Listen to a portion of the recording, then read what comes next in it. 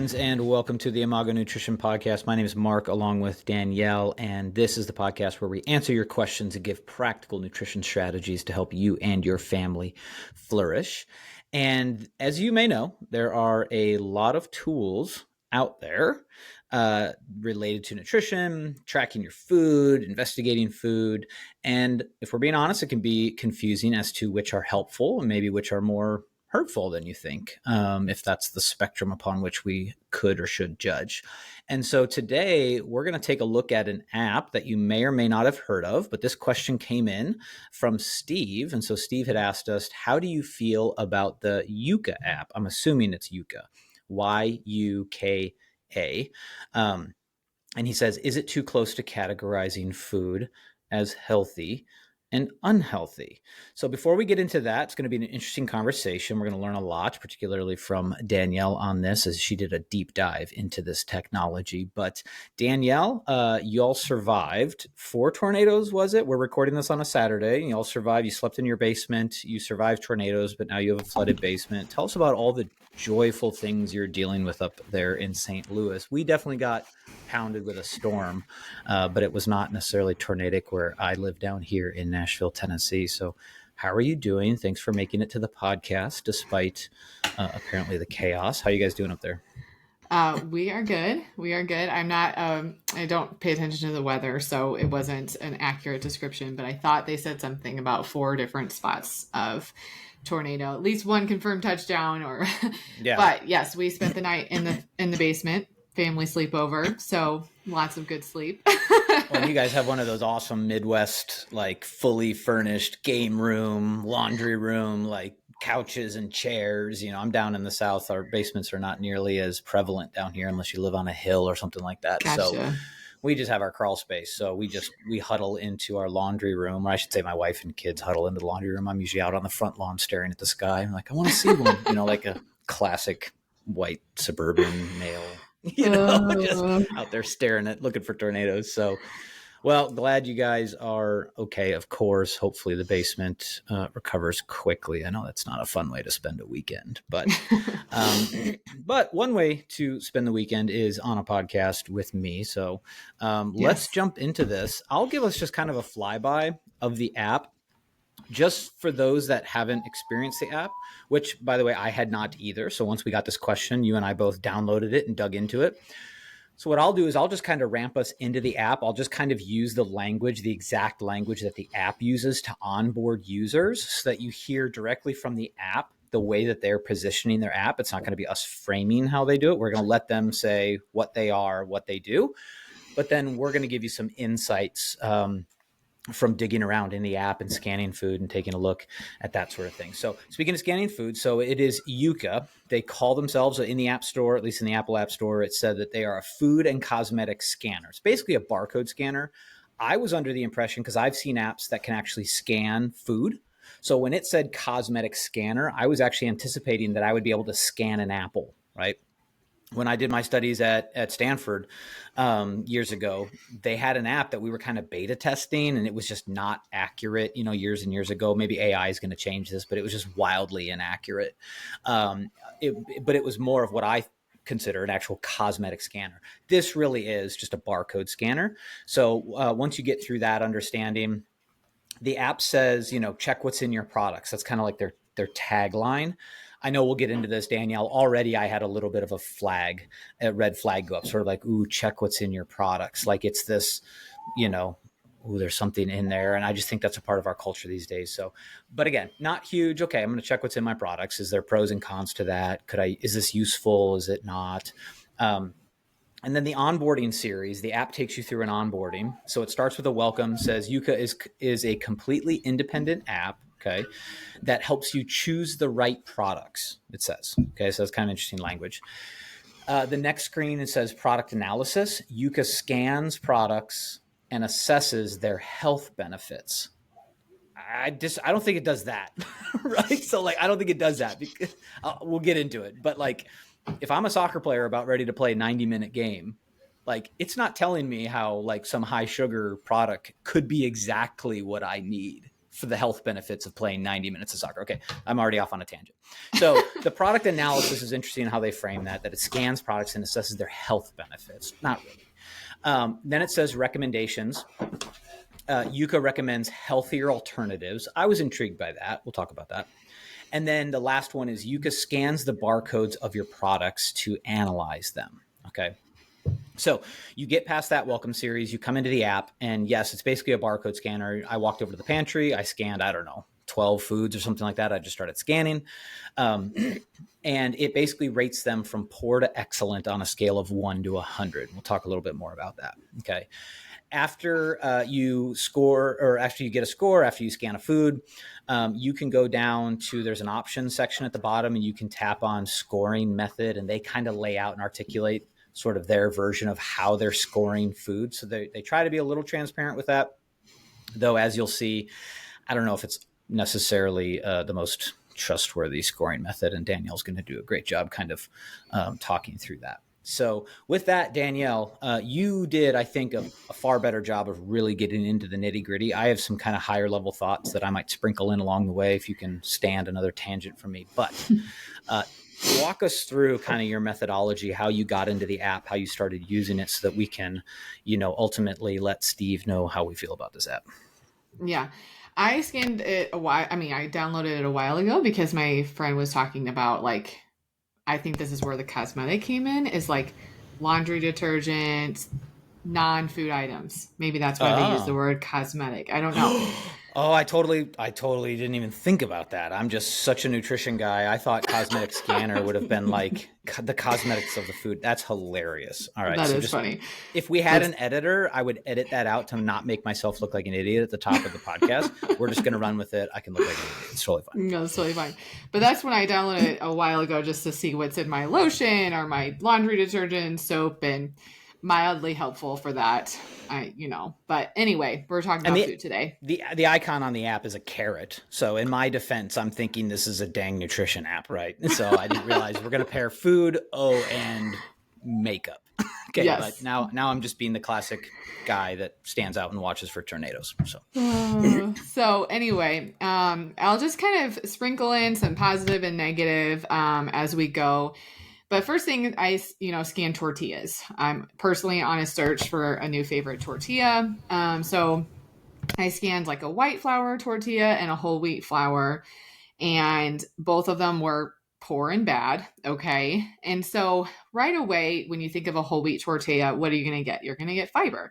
So I think what you want to realize is you need to look at how it pairs with your health goals. And why you're seeking after the food. Okay, so I'll dive into that a little bit more. But first, you have the score of bad, and it says 8 out of 100. And then you have the score of poor, 27 out of 100. So the whole wheat did get a little tiny higher score. But again, you don't want your food choices to be labeled poor and bad. So we just really don't necessarily like those terminologies. And so the question is, does it create fear for you when you scan these foods? And does it impact your relationship with food? So that's the first big question, is when you're scanning this and you see poor and bad, does it create fear? Does it create curiosity? Are you okay with eating poor and bad foods? Because we can and we should. Our food is not just to nourish our body. Our food is to be enjoyed too. But again, this didn't necessarily help me with my search for a better tortilla. So until I went down to the alternative section. So that is helpful. And what I found was one that was rated really high was an almond flour tortilla. Okay. So I looked in there, and yes, very minimal ingredients on the label. High in protein and fiber, but super high in fat and calories because it's made out of almond flour. So someone that's trying to lose weight would get really frustrated, as that was the best alternative listed.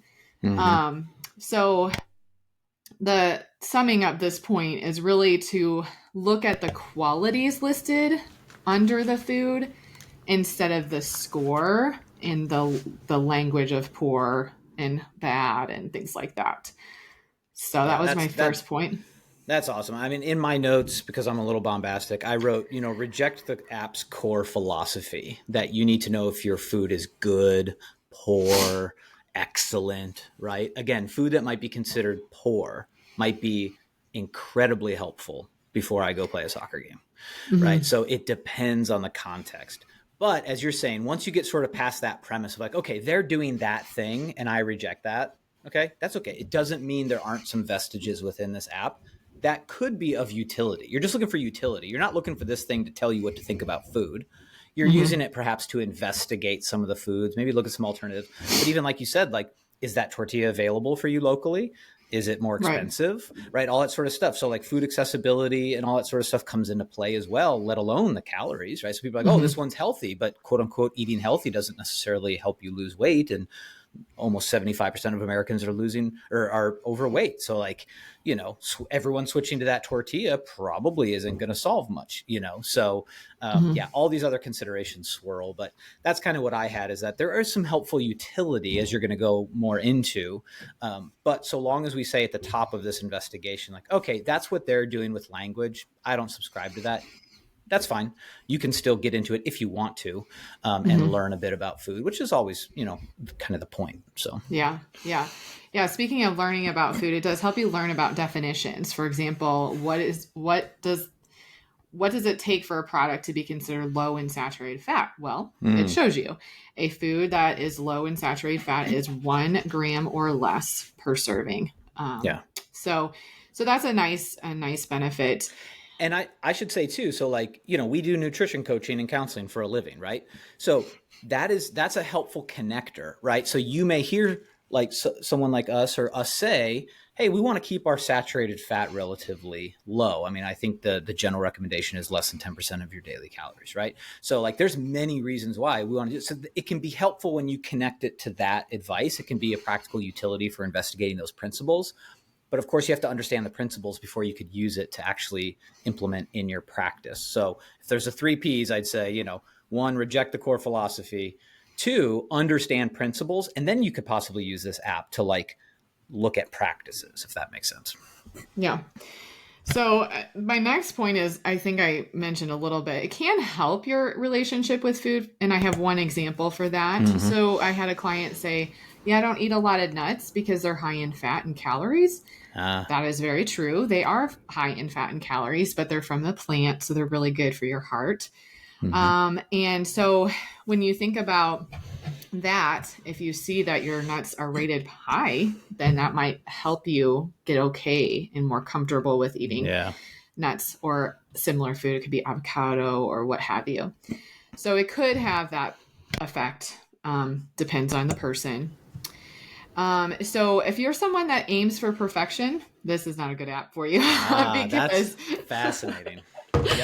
Yep. you will never get 100 out of 100. I don't think.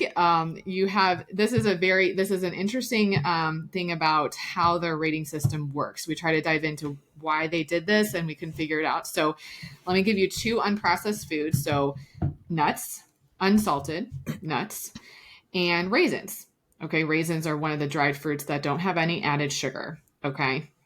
The nuts were rated 90 out of 100, and the raisins were rated 72 out of 100. So, why is that the case? I mean, none of them have anything added. One's high in fat, one's high in sugar. So, is the app okay with fat, not sugar? Are we having a Good little question. problem with sugar? I don't know. Yeah. Or it could be that there is a alternative to raisins, right? Fresh grapes. So maybe that's why it got a little bit lower score. So again, not looking at that score, looking at the health qualities, because you have two exactly unprocessed foods and they have different ratings. So, It's fascinating. Yeah. What do you have against, dehydrated grapes for crying out loud? That's um, a fascinating delineation. Fascinating that you would get 8 points higher for that uh-huh, food yeah, with virtually no principled reason why, apart from possibly, you're right, like, oh, just rehydrate them and make them grapes. Then that's your alternative. Okay. All right. Well, raisins are fine too. yeah. I mean, because they are a good source of fiber. I'm thinking like, okay, if I was a person eating grapes or nuts, I'd feel more satisfied from nuts. So maybe that's why. Is they're thinking like you can eat less because you're feeling more sad. I don't know. We could sit Yeah. there here all day and do that. Yeah. But one thing you don't That's, want to do is you do not want to compare two different foods. Okay. Because I scanned raisins, like I said, and I Mm, scanned some chips. And these chips rated higher than the raisins. And these chips are processed food. And the raisin is fascinating. unprocessed. So there we go. It's the goal of this app, I really think, is to help you choose less processed foods, but the rating system is just not perfect. So Yeah. I mean, we can't expect it to be perfect. But And again, maybe I you're going to think say this. That's probably because they're rating the chips within the chip category, that's right. right? Like Yes. that's like more the scale. So when you cross over those pillars between from food to food, it's not necessarily comparing raisins to chips. It's comparing chips to chips, Yes. raisins to raisin, right? So yeah, That's why that's a you can't. little Yeah. confusing, and the average person might be like, "Oh my gosh, I should be eating these chips, instead of these raisins because raisins are so high in sugar." No, no, no, no, no, no. Yeah. Calm down, Yeah. calm down. So you have Okay. to compare food to food, apple to apple, orange to orange, not mixing those all up. So here's something I scanned similar foods. Okay. I scanned these unsalted walnuts and then I scanned unsalted nuts. And they had a different rating, okay? But the qualities were the exact same. So there's just another example of the rating system's a little off Mm, because they are exactly almost the same product. So why would, I don't even know which one scored higher or lower, but it lists the negatives and it lists the positives, and they literally had word for word on both of them as the same. weird, So weird, they should have gotten weird. the same rating. So not sure what happened there. So again, it's just to remind you to focus on the qualities, learning about the food, and helping you see if there's an alternative that is helpful for you if it's possible at your grocery store or in your budget or what have you. So the big picture I have really is that we want to think about not leaning on processed foods to get some things that like fiber.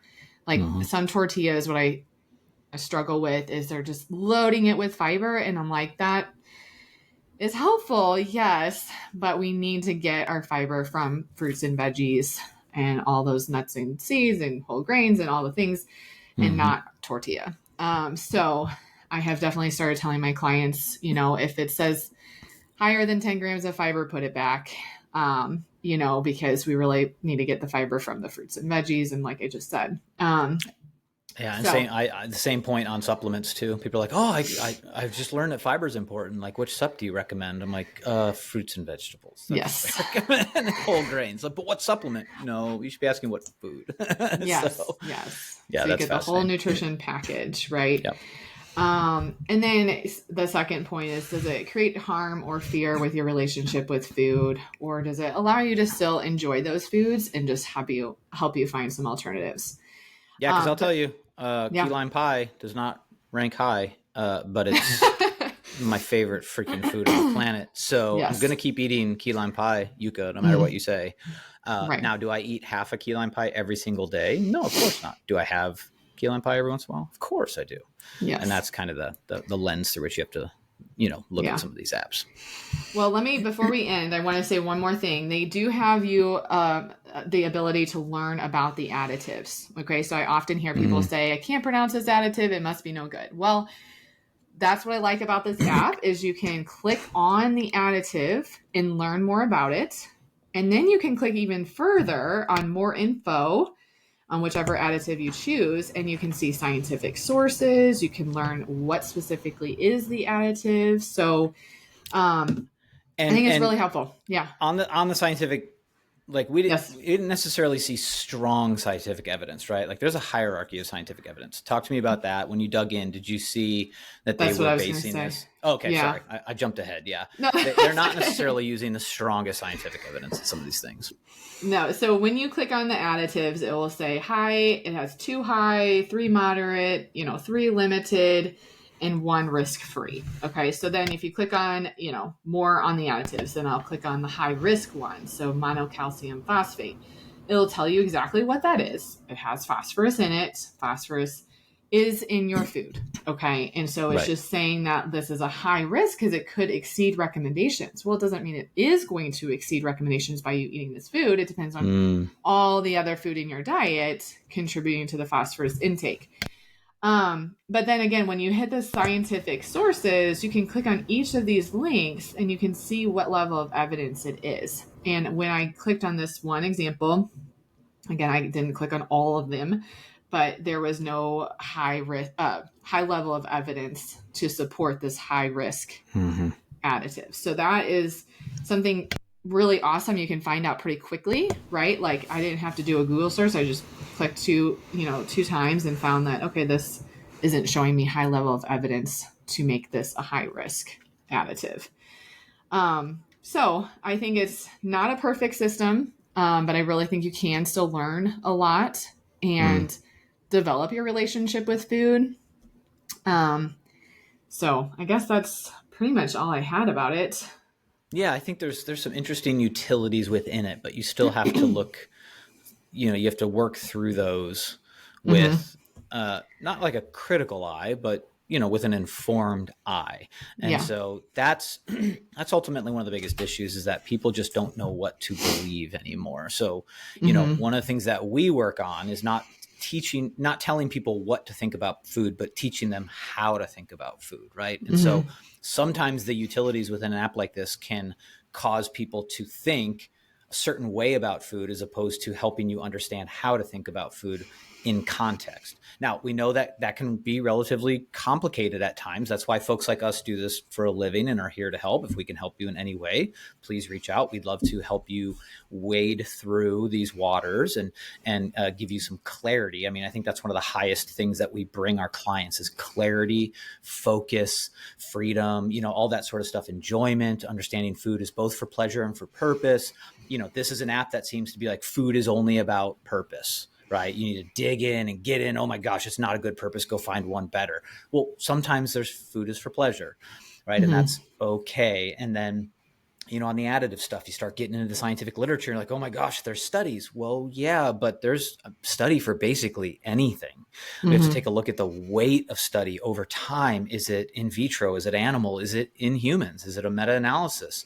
Is it, all that sort of stuff comes in terms of, don't let this stuff spook you. Of course, again, if we can help in any way, shape, or form, please let us know.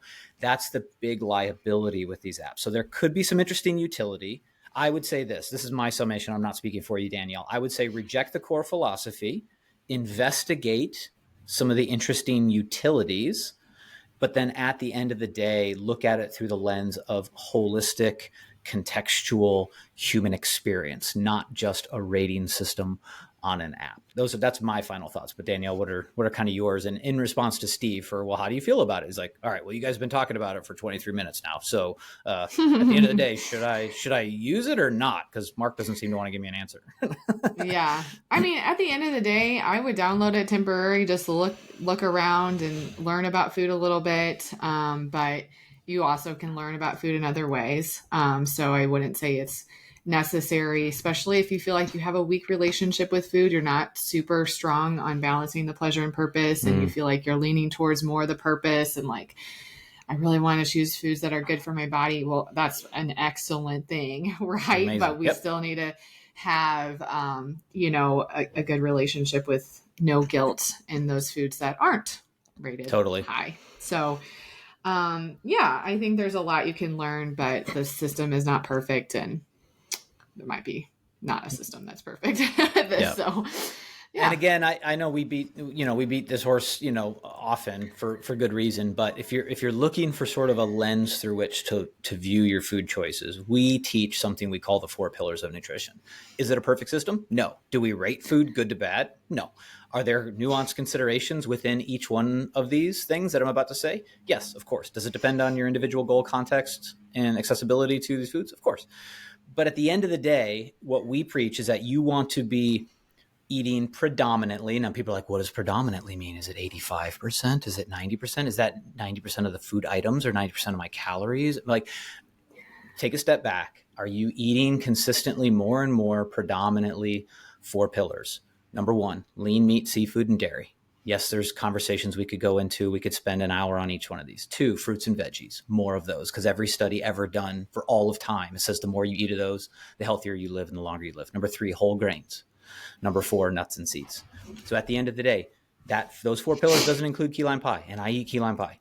Okay. But more and more and more, increasingly over time, dare I say, irrespective of your goals, those are the 4 pillars. I want to gain weight, do it with the 4 pillars. I want to lose weight, do it with the 4 pillars. I want to be a better athlete, do it with the 4 pillars. I'm getting older, 4 pillars. I've got a kid, 4 pillars, right? All these foods provide us with the most robust macronutrient, micronutrient, vitamins, minerals, protein, fiber, go on and on and on.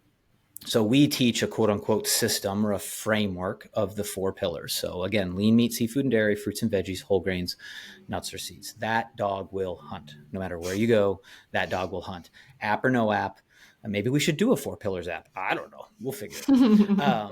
That's what we're not just against the Yuka app. We are for the 4 pillars of food and for the overwhelming body of evidence that says those are the foods that cause the greatest health outcomes long term. So on that note, thank you very much, Danielle. You really walked us through at I think kind of a deep level on this app. So I think if people are curious, there's no harm in it.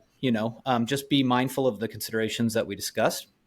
And again, if we can help, if you're like, hey, the cool app, but I'm still curious how this applies to me relative to my goals and my context, that's what we're here for.